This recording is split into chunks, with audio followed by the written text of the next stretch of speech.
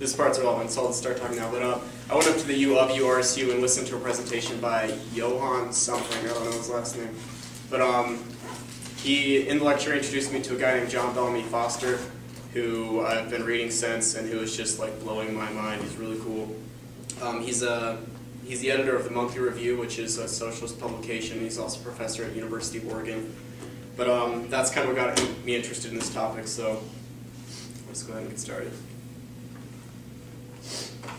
Alright, so this lecture is a discussion about the relations between humans and the Earth, between us and the natural environments that we depend upon to sustain us. This relationship between humans and the Earth can be described as a metabolic relationship.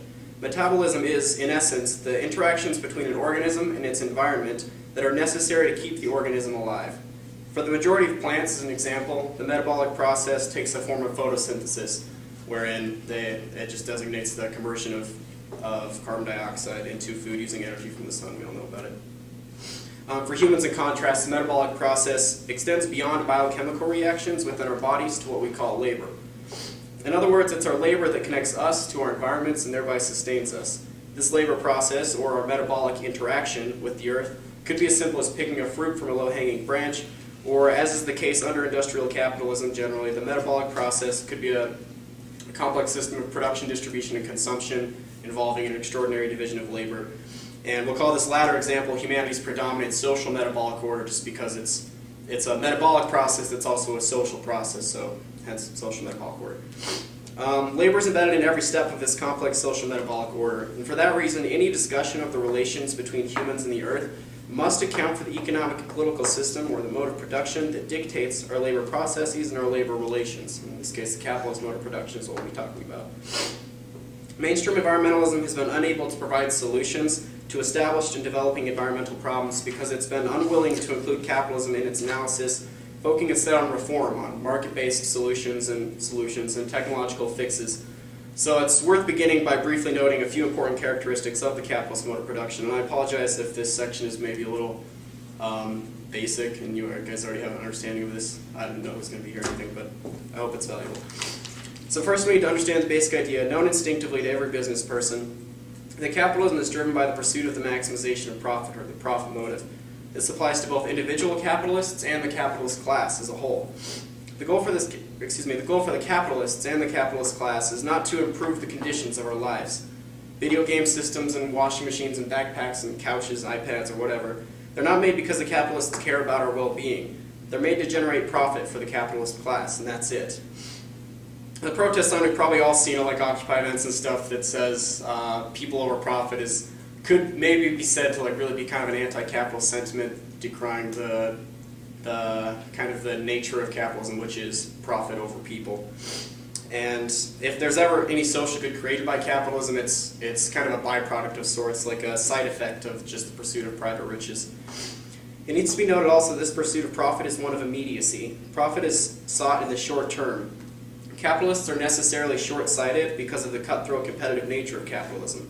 Profits need to be generated as much as possible and as quickly as possible.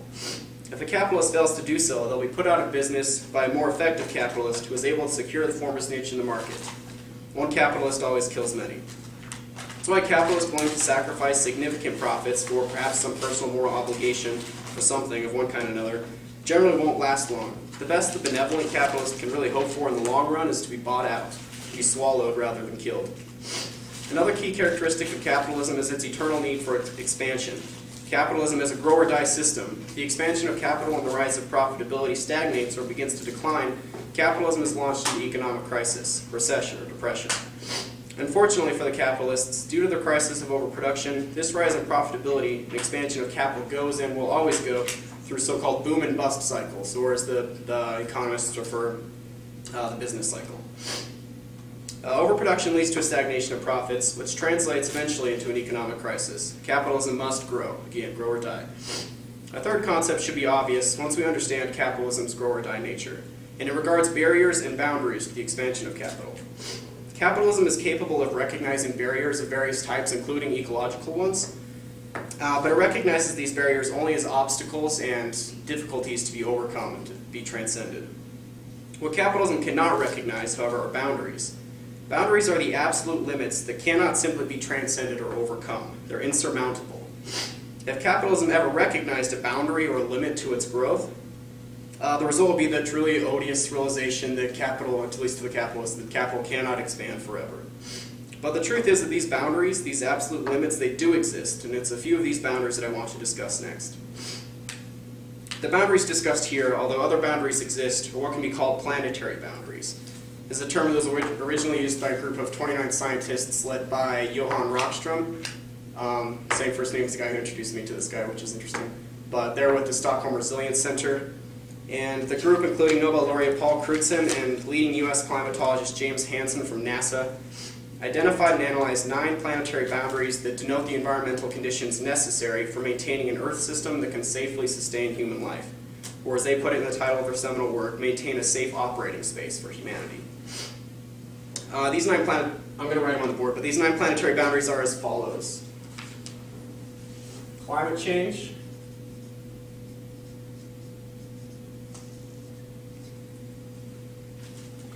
ocean acidification, shorten that, I guess. Stratospheric ozone depletion.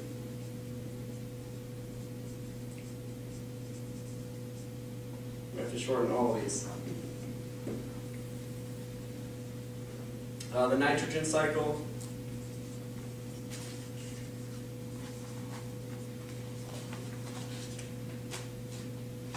Biodiversity loss.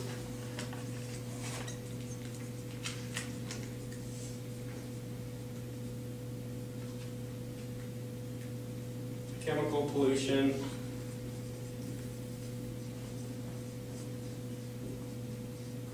Atmospheric aerosol loading.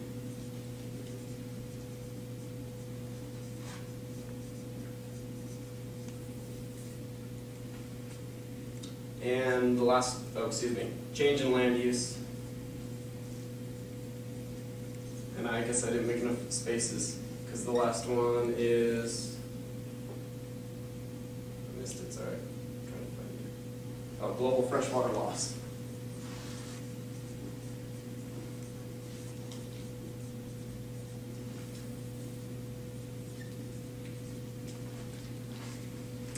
As of yet, no scientifically adequate physical measures exist for 2 of the boundaries, chemical pollution and aerosol loading. The others, though, can be regarded, 3 of these boundaries, climate change, let me start over again. The other 7, though, have clearly designated boundaries, well studied by some of the most capable and studied scientists in the fields most directly relevant to them. 3 of the boundaries, climate change, ocean acidification, and stratospheric ozone depletion, can be singularly regarded as tipping points, which at certain levels destabilize the planet by making massive qualitative changes in the Earth system. And this destabilization, of course, has incredible consequences for humans and all forms of life. The other 4 boundaries better signal the beginning of environmental degradation that becomes irreversible. It's worth jumping into the details, though not too deeply, to illustrate that the planetary boundaries model is far more than mere abstraction and suggestion. We're talking about empirical science, it's not just doomsday prophesying. In the model, each of the 9 ecological processes are given a pre-industrial value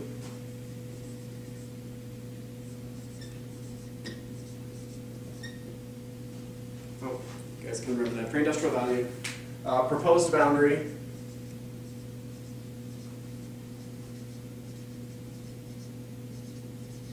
and a current status.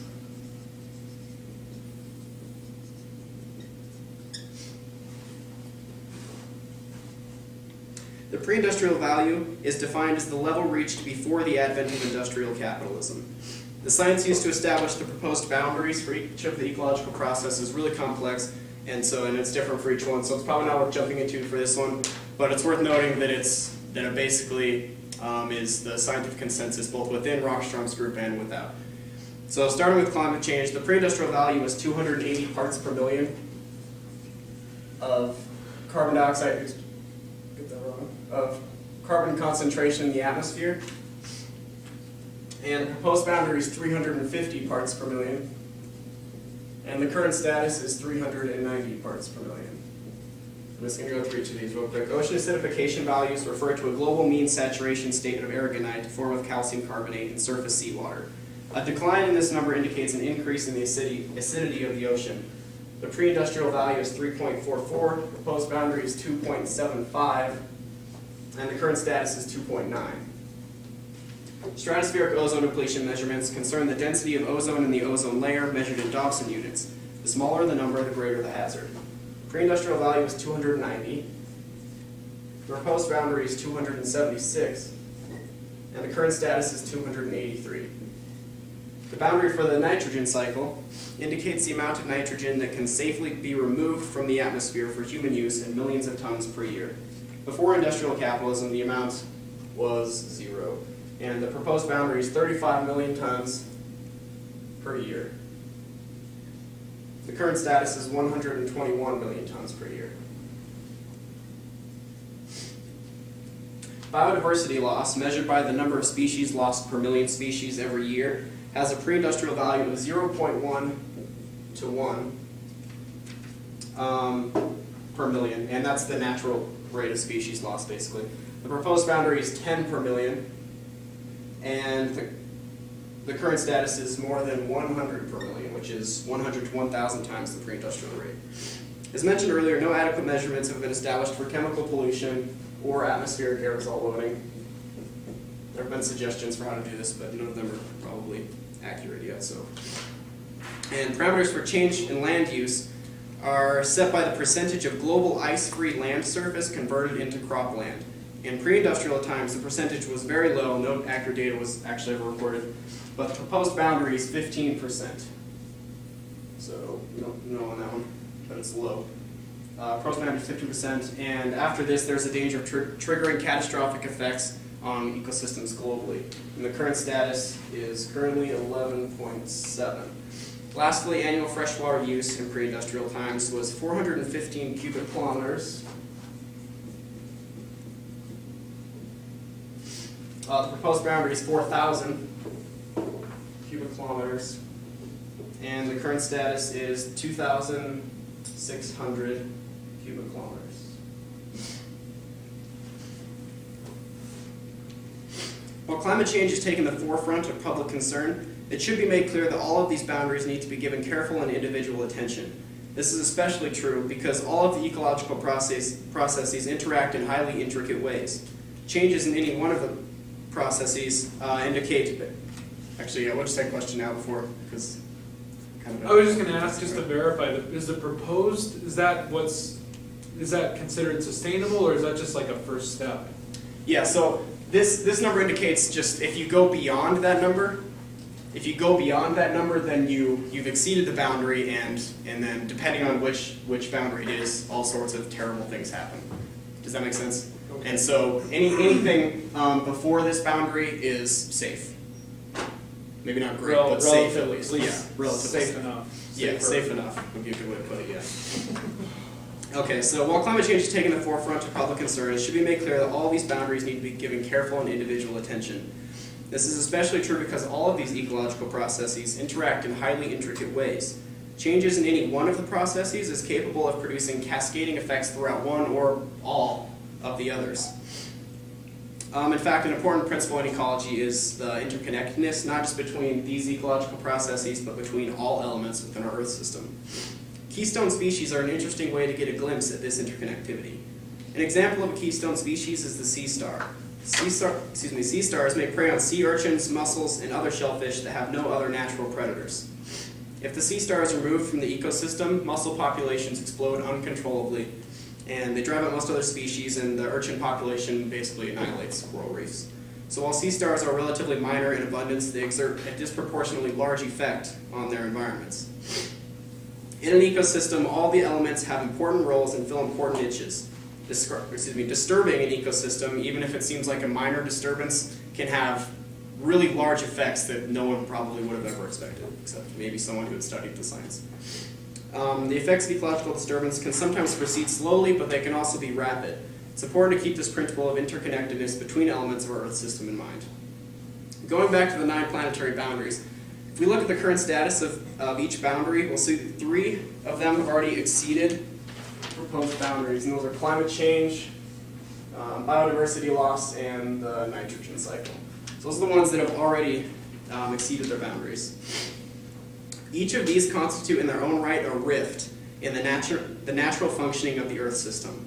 The word rift is taken from the language of Marx in a section of the Grundrisse in which he describes the robbing of the soil of nutrients in the countryside and introduces the notion of the metabolic rift. By understanding what is meant by a metabolic rift, we can better understand the effects of capitalism on the environment. When Marx introduces the metabolic rift, he's discussing the work of German chemist Justus von Liebig, I don't know if I'm saying that right, studying British agriculture in the 1850s and 60s. Liebig explained how soil requires particular nutrients in order to produce crops. It's nitrogen, phosphorus, and potassium. Crops take up these nutrients as they grow and turn them into food to be consumed. In earlier societies, these nutrients were returned to the soil via the natural fertilizer we call shit. But as industrial capitalism was continuing to develop, people became congregated in towns and rural areas were depopulated, a phenomenon usually called the division between town and country. Land ownership was concentrated and people from the countrysides were forced into close quarters where they could work in industrial settings. What this meant is that the crops, along with all of the nutrients that they take up as they grow, had to be shipped from the countryside into the cities to support the growing populations there. And so instead of the nutrients from human waste being recycled back to the land as they were before, they began to accumulate as toxic waste and contribute to the pollution in the cities.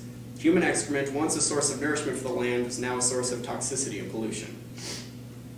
When nutrients are taken from the soil and recycled back to the same land, it can be called a closed nutrient cycle. Industrial capitalism opened, or in Marx's terminology, created a rift in this nutrient cycle. With the new rift, soil fertility in Britain began to diminish rapidly. The result ultimately was British imperialism. The British, along with other core nations at the time, took control of guano deposits in Peru and Chile. Guano is a fancy word for seabird shit and bat shit, basically. And it's really high in nitrogen and phosphorus, so it works really well as a fertilizer. This is what they used.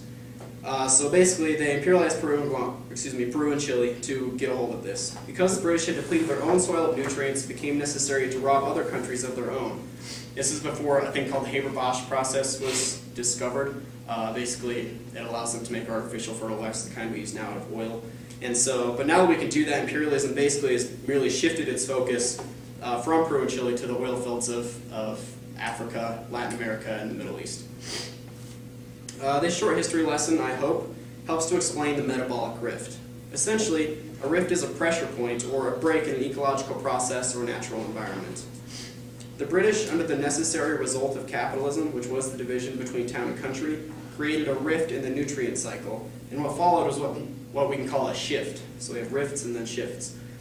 Under capitalism, these rifts are being created constantly in the efforts to achieve massive profits for the already super rich. Also, and this is one of the most important things to remember from this lecture, under capitalism, metabolic rifts are never addressed or adequately dealt with. Instead, these pressure points or these rifts are simply shifted around. The British shifted their ecological problem via imperialism to Peru and Chile, where the robbing of century-old guano deposits created new problems. When capitalism merely shifts ecological problems around, it's an example of the previously mentioned characteristic of capitalism, its inability to recognize boundaries. It recognizes ecological crisis as merely a barrier and proceeds to overcome this barrier by shifting the ecological crisis either to a new geographic location or more likely by shifting the crisis qualitatively, where they solve one crisis by creating a new one, basically, oftentimes a worse crisis. Recall the planetary boundaries, especially those three that have already been crossed. Each boundary exceeded can be called a planetary rift. The boundaries together comprise what Marxist ecologist John Bellamy Foster calls the global ecological rift. Now recall the three characteristics of capitalism mentioned earlier. 1, capitalism is based on profit. 2, it must expand indefinitely. And 3, it only recognizes barriers as obstacles to be overcome. Because profit is the primary driver of the capitalist system, rifts like that of the nutrient cycle in Britain in 1850 and 60 are created.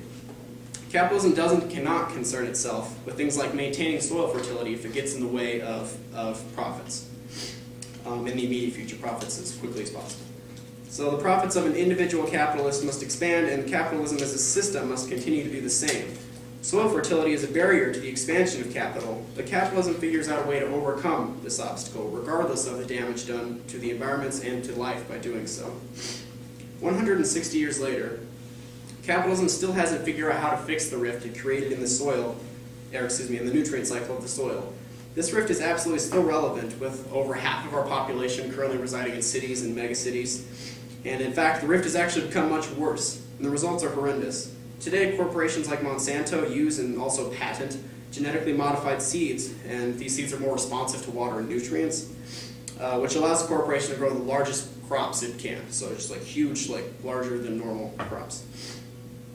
And it gives it maximum profits. But in generating those maximum profits, it also makes each and every plant genetically identical, which makes them more vulnerable to pests. This leads to the need for large amounts of pesticide and oil-based fertilizer.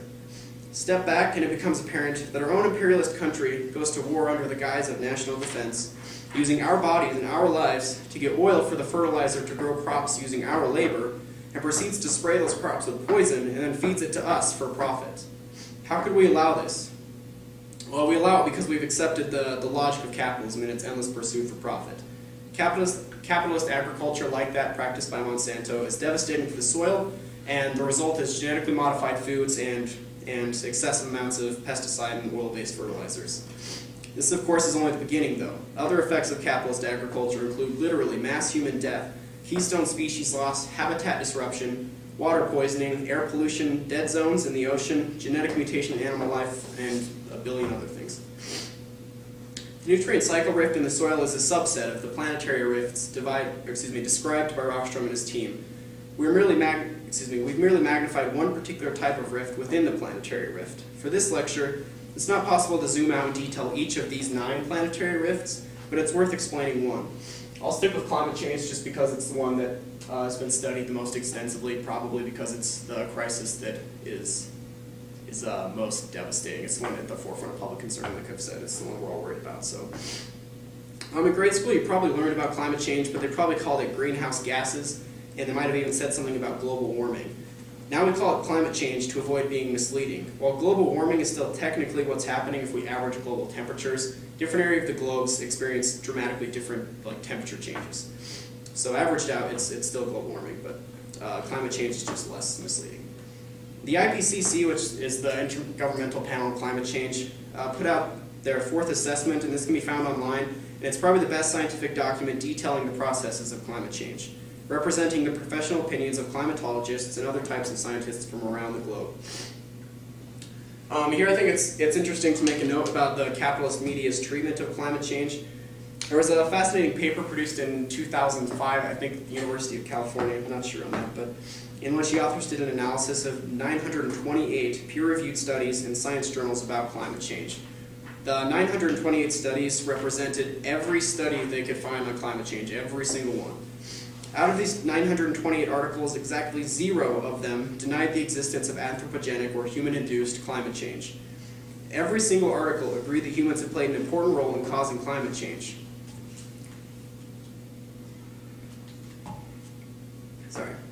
Analysis of media coverage, on the other hand, was dramatically different.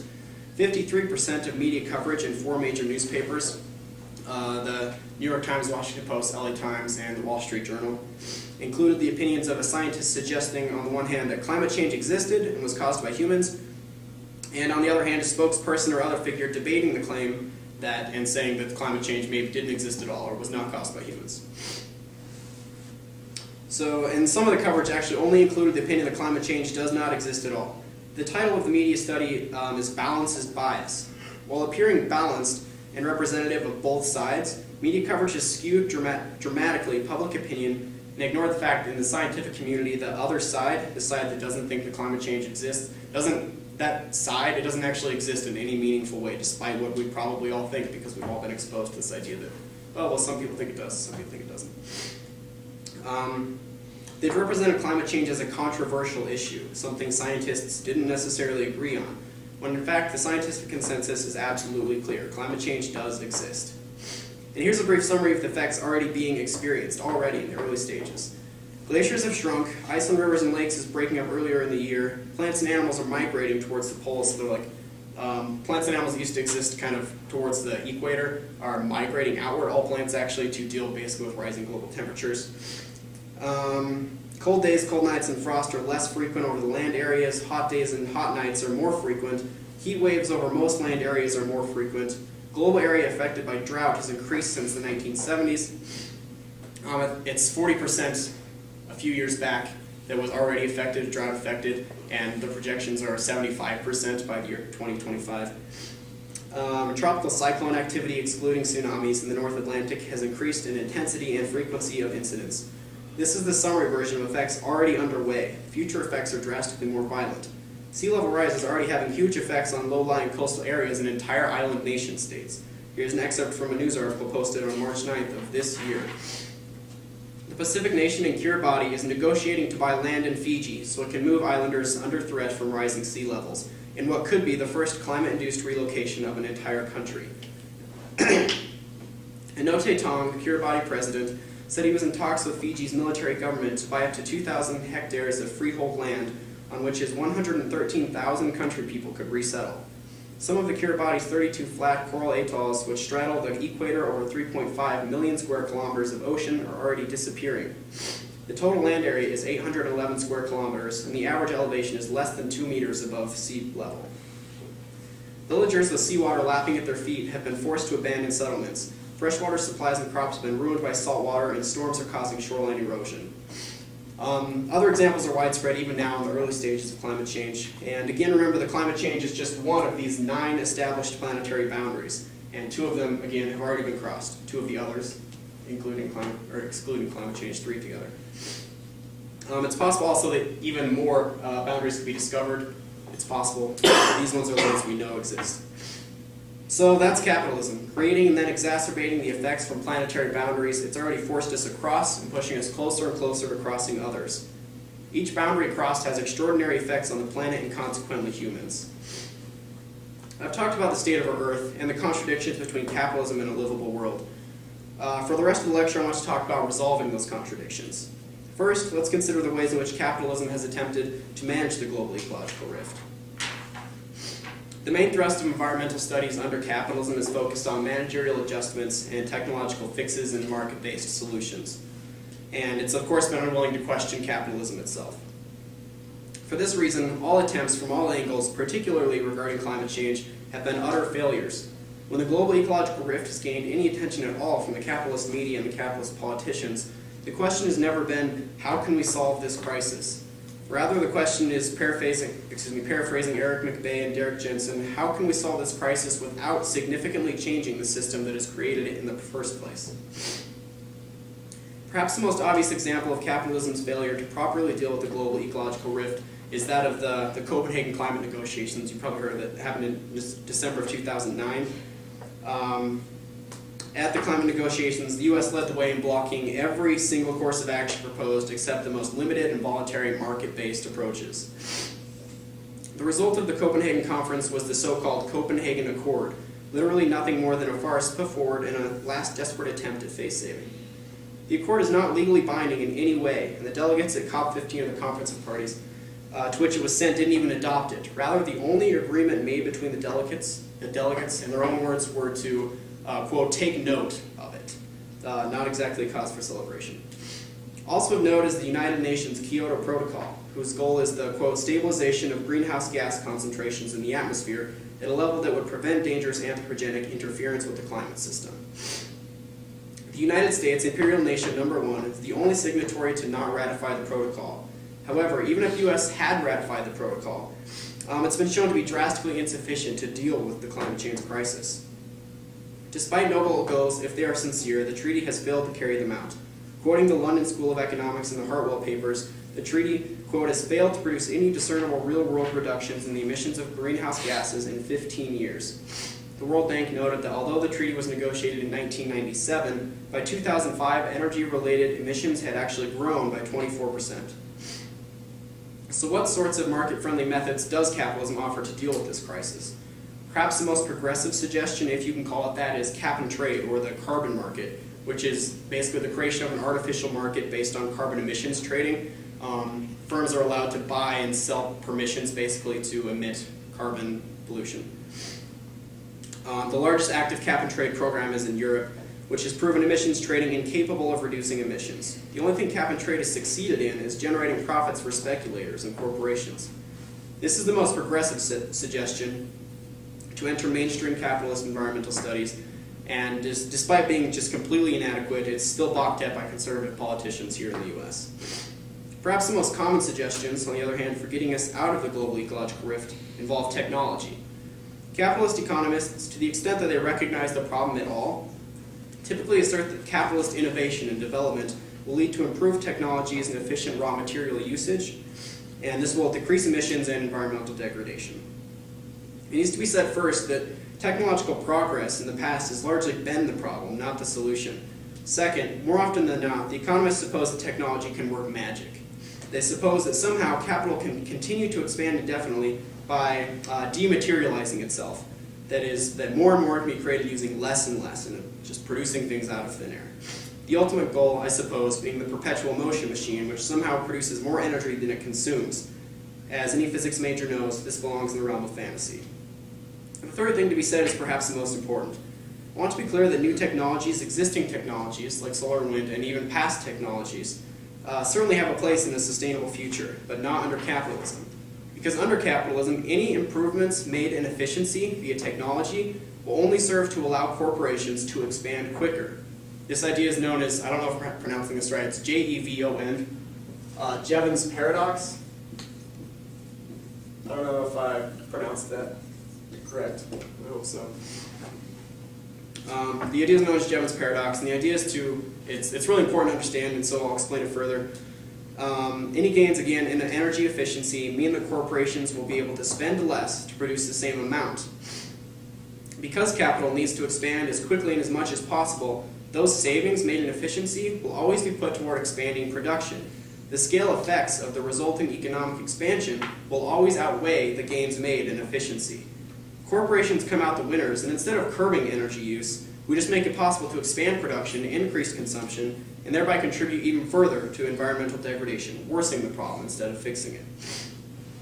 To illustrate the point, consider this example. Since 1975, the amount of energy expended per dollar of GDP in the US has decreased by half, marking an increase in energy efficiency. Marking an increase in energy efficiency, In other words, it takes half the energy to make stuff that it did in 1975. But this doesn't mean that the US is using half the energy it did in 1975. Instead, overall energy consumption has actually risen by 40%. The reason is that, just as the paradox asserts, increases in energy efficiency under capitalism can only lead to the expansion of the system. Our Earth system, and ultimately we, suffer the consequences. But remember, the paradox only exists under capitalism, with increased profit being the primary driver. Truthfully, the mainstream environmental movement in the US has really just settled itself with placing the environmental burden on consumers. The consumers have to create the demand for environmentally products, they say. The consumers need to inflate their tires properly, buy more efficient light bulbs, ride bikes to school and work. The RSU's own pamphlet, I don't know, I hope everyone's seen it. I don't know if we have any with us or anything. I think Josh hasn't. Has kind of a cool little bit of information just regarding that. Even if every single person in the United States did everything that people like Al Gore suggest in his the book An Inconvenient Truth, like switching light bulbs, driving half as much, those sorts of things. Even if they did everything, U.S. carbon emissions would only fall by 22%, not even close to the 75+% suggested by even non-radical climate scientists. The truth is that the huge majority of emissions in the U.S. and in the world come from corporations, not consumers. The truth is that under capitalism, corporations will never reduce emissions voluntarily. It runs against the logic of the system. The truth is that, as mainstream economist Lester Thurow has stated, good capitalists will decide to do absolutely nothing about climate change, no matter how bad the effects. Eventually, a generation will come along that no longer has the opportunity to act. In his words, quote, "Each generation makes good capitalistic decisions, yet the effect is collective social suicide." And I forgot to include this in the paper actually, but I just wanted to also make a quick note about capitalism and its attempts to repair damage it does to the environment. One example is mountaintop removal mining. You've probably seen stuff about that. They literally blow up mountains to get to coal that's underneath the mountains. Obviously, this is extraordinarily destructive. And so they blow up everything, and then their repair, the way that they repair that is to take all the stuff that they blew up and then just pile it back on the mountain. So all the life and everything there is dead. But then they just take all the rubble and pile it up and try and make it into kind of the same shape. And so that's the repair that we've got. Also related, deforestation of old growth forests, like especially. These things have been around forever, and they cut down all the trees and then they replace them with what look like basically like orchards. They're lines of single species trees, so it's like monocropped. It's just lines of them. You know how you drive on the road and see the orchards. It's just like that. They're all the same species, and then on top of that, they're covered in pesticides so that they can like survive. And so half the time they're like toxic, and nothing can live there anyway. That's like what we get. That's how capitalism like repairs the damage it does. Also, there's the BP example, and I forgot to include that too. But we've seen how well BP has done it at fixing things. It's still a disaster down there. I just watched this thing the other day about how many animals have like genetic mutations and stuff. It's just like all sorts of disease. It's just plagued by disease. It's all still really terrible, and this is of course all because they didn't replace that safety valve, which was like, I don't remember, a few $1,000s or something, like pennies to them, you know. They didn't do that, even though they knew that it was broken, and then we still have this terrible crisis, which I found out recently also that they got a tax deduction for that issue they had, that entire disaster. They got like a tax write-off for that. I don't know the details, but somehow, you know, I don't know if anyone knows about it, but they experienced like an economic loss. Yeah, an economic loss, and so bam, tax write-off for like destroying the entire Gulf of Mexico. For 100 years. What's that? They probably will have that write-off for a very long time. Yeah, probably. I would guess so. Okay, so at this point I hope it's absolutely clear that capitalism is incapable of providing us with an earth that we can inhabit safely and in good health. So now I'll turn to the alternative, to the only possible solution. In short, the solution is the negation of the capitalist mode of production and the implementation of international socialism. Endless growth under capitalism is murdering the planet, and it's murdering us. As long as the capitalist system is small and can maintain outward growth, it can displace or again shift ecological debt and ignore the costs incurred. But when capital expansion reaches not just its regional limits, but its planetary boundaries, the global ecological rift, it can't be shifted around anymore. It will be finalized in the most devastating of ways. Capitalism will destroy itself, and it will take most humans with it. That's if we let it get that far. Capitalism without growth, or stationary capitalism, is a contradiction. But the socialist mode of production is capable of existing as a steady state system, a system that doesn't need to expand, and because of this, it has the potential to save our planet.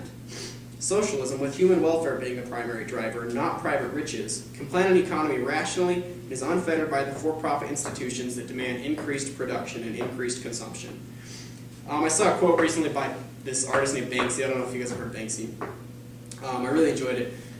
Quote, "They butt into your life, take a cheap shot at you, and then disappear. They leer at you from tall buildings and make you feel small. They make flippant comments from buses that imply you're not sexy enough and that all the fun is happening somewhere else. They are on TV making females feel inadequate. They have access to the most sophisticated technology the world has ever seen, and they bully you with it. They are the advertisers, and they are laughing at you."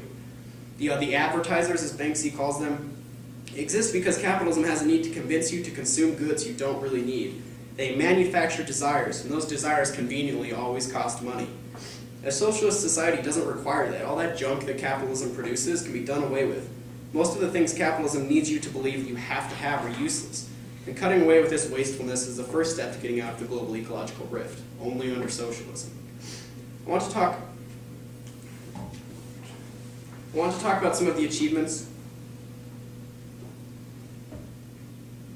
I want to talk about some of the achievements made in acknowledging the global ecological rift and efforts made to do something about it by socialist movements today.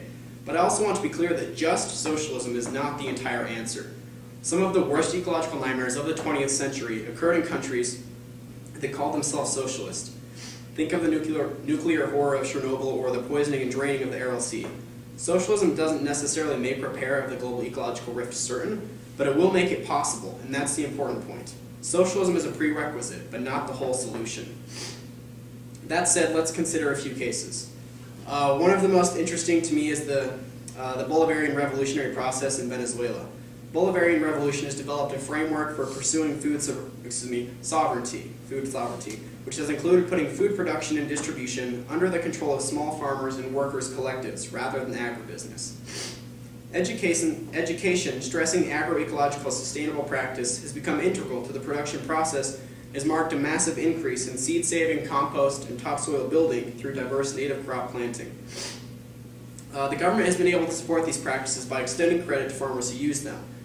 Venezuela, the Law for Integrated Agricultural Health has mandated the phasing out of artificial pesticides and other toxic agrochemicals, and in line with this mandate, research facilities have been established to study and improve on already existing methods of natural pest control. Bolivia, like Venezuela, under the presidency of socialist Evo Morales, is striving for ecological and social justice. In 2010, they hosted the World People's Conference on Climate Change, which is this really cool conference. Well, here I'll explain. In Morales' invitation, over 35,000 activists from more than 130 countries, many of them indigenous people, came together to do what the U.S. under Obama and other imperial nations refused to do in the Copenhagen conferences. At the conference, the Cochabamba Protocol, or the other title, the alternative title, the People's Agreement on Climate Change and the Rights of Mother Earth, was drafted and sent to the UN, and the agreement rightly places responsibility for the climate crisis on the rich countries that have created it, in addition to adopting 18 major statements covering issues from climate change refugees to technology transfer and more. The rights of Mother Earth and the responsibilities of humans, especially first world countries, the rights that they have towards the earth are the responsibilities they have towards the earth are firmly declared. In the first section of the agreement, the following is written, quote, "Humanity confronts a great dilemma, to continue on the path of capitalism, depredation, and death, or to choose the path of harmony with nature and respect for life." Imagine this sort of line coming out of such a meaningless document as the Copenhagen Accord.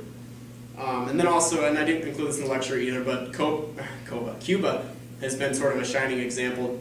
Josh, I was hoping would actually be here. He's the one probably to talk to more about this. I didn't get to research it that much. But they were the only country, as far as I know, that, I think this was a few years ago, so since then maybe things have changed, I doubt it. They're the only country who qualified on the WWF's, the World Wildlife Fund, on their sustainability index as having like a sustainable ecological footprint, the only country. So there's that, but again, you might want to talk to Josh about that because I don't know a lot about it. The ecological socialist revolution that needs to happen here in the U.S. and throughout the world can learn a lot from these examples, implementing what has worked and improving on what hasn't. But I think it's worth sketching out further what might be included in the revolution. There's been one idea that's been particularly interesting to me because it's something that can be pushed for even right now, even under capitalism. We're probably more likely in the transition to socialism. And while socialism is the only way to truly fix things, this idea could make a major impact in building support for combating capitalist-created climate change. A socialist revolution needs desperately this popular support to succeed. The idea is proposed by James Hansen, who's the climatologist from NASA, who helped develop the Planetary Boundaries idea model. And he starts with, in his words, quote, "geophysical fact. So most of the remaining fossil fuels, especially coal, need to remain in the ground, and fossil fuel emissions need to approach practically zero as quickly as possible." It's a fact he starts with. In order to do this, he proposes a tough emissions tax on polluters that rises progressively, literally forcing industry to find better ways to fuel production. Such a strict tax might seem difficult to build support for with today's ecological and political class consciousness, but Hansen feels he has a solution for this problem. A fund ought to be established, he says, into which all the tax proceeds would enter. Then 100% of those proceeds should be distributed directly to the entire population on a monthly basis, based on their carbon footprints. The working class, and especially the poor, have a significantly lower carbon footprint, which means money would flow downward from polluters and those in the upper classes with the larger carbon footprints.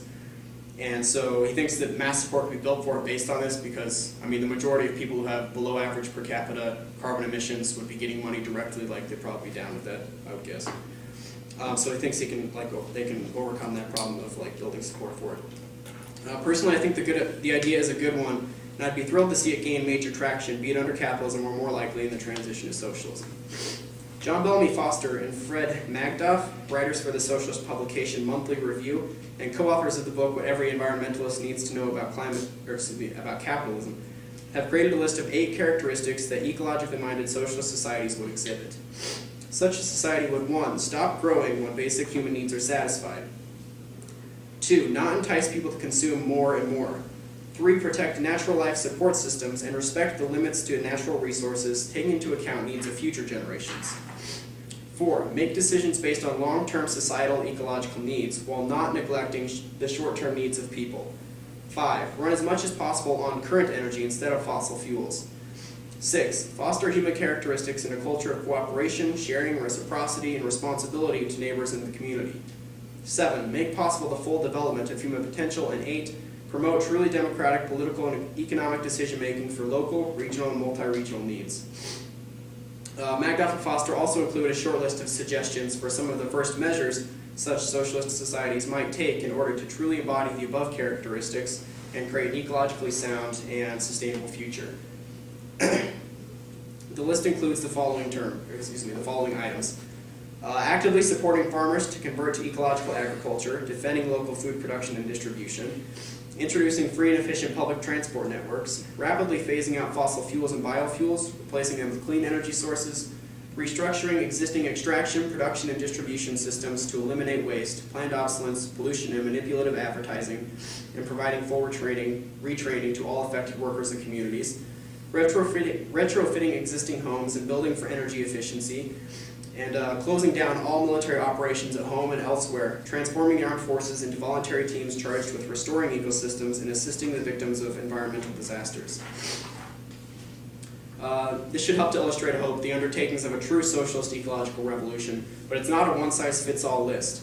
The responsibilities are not equal throughout the globe, and imperialism, especially ecological imperialism in this case, which has built up imperial nations at the expense of third world and poor countries, needs to be recognized.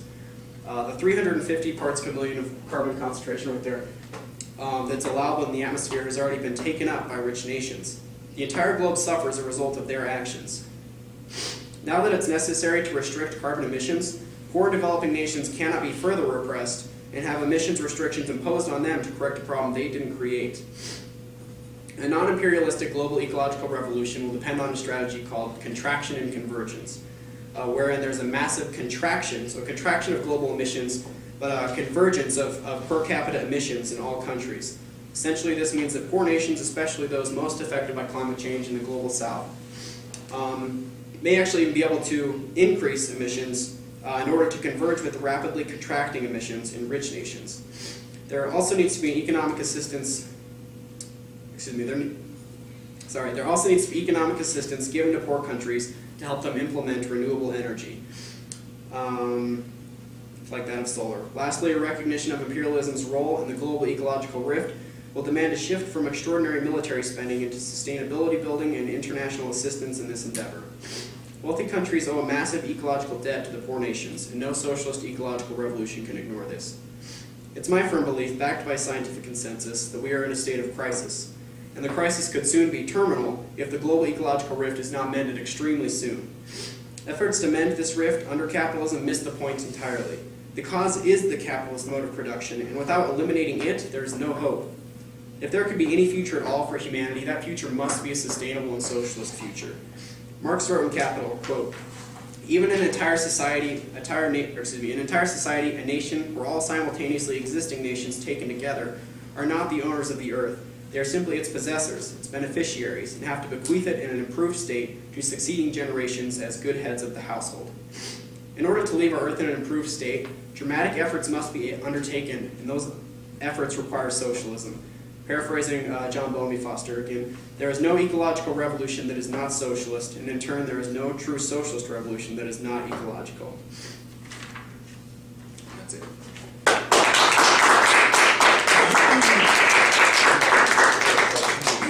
Yeah.